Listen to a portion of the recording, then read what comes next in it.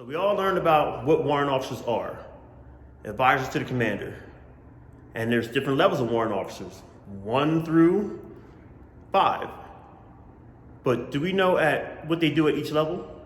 If you don't, let's talk about this. Hard work, hard work. Hard work, hard work. Hard work, work. There you go. WO1. WO1 is your Warrant Officer 1.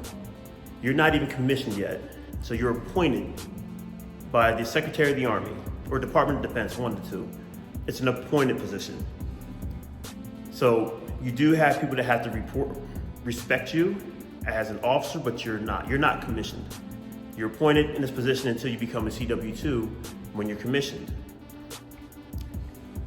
At this rank, you're the baby warrant. And I'll tell you what people think about you also. This rank, you're in the beginning stage of being a warrant. You learn about becoming an officer, you learn about becoming a warrant, you learn about your duties and where you fit in, pretty much for the most part. Warrant officers have to fit in somewhere, and people don't know how to use warrants, so it's hard to fit in or get in where you fit in. At this stage, you should be going to your Warrant Officer basic course, because right now, you were pulled from a pool of your peers and selected to become a warrant officer. So you were selected, amongst the few that applied that could meet the requirements that are teachable. So that means you have a solid skill set in your position or in your job. So your skill set's solid. So you're running on that. So let me tell you what tends to happen. When you become a WO1 and you're in the same unit, I won't even say that. You're a WO1 and you moved out of your unit into a new unit. So you went to WOTS, they pull you out of unit A, put you into unit B. Everybody knows you as Mr. So-and-so now, because you're not chief yet. You're Mr. So-and-so. Automatically, they assume that you've been through. Matter of fact, they don't even assume. They assume that you know about your craft and what your MOS is, even though you haven't went to school yet. And it kind of sucks because they might get deep. Chief, what do we do? They're gonna call you chief and you're not a chief yet. They're gonna expect you to know everything around, revolves around that MOS. Everybody's coming to you. They don't realize you haven't went to your basic course yet to learn these other things. Right now you're doing on-the-job training and seeing where you fit in. Now you're going home doing your own homework, trying to make sure you don't look like you're a failure, because nobody realized that at WO1 you're brand new. Now when you come out of OBC, your Warrant Officer Basic Course, or your WOBC, now you're expected to know this stuff.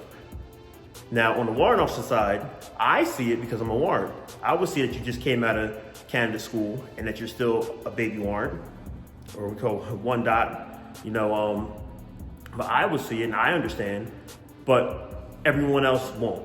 Even your O grade, even your officers won't realize that unless you tell them they haven't been to WOBIC yet. Then they'll understand. Enlisted has no clue. So you're gonna have junior soldiers coming up to you, hey chief, what do I do? What do I do?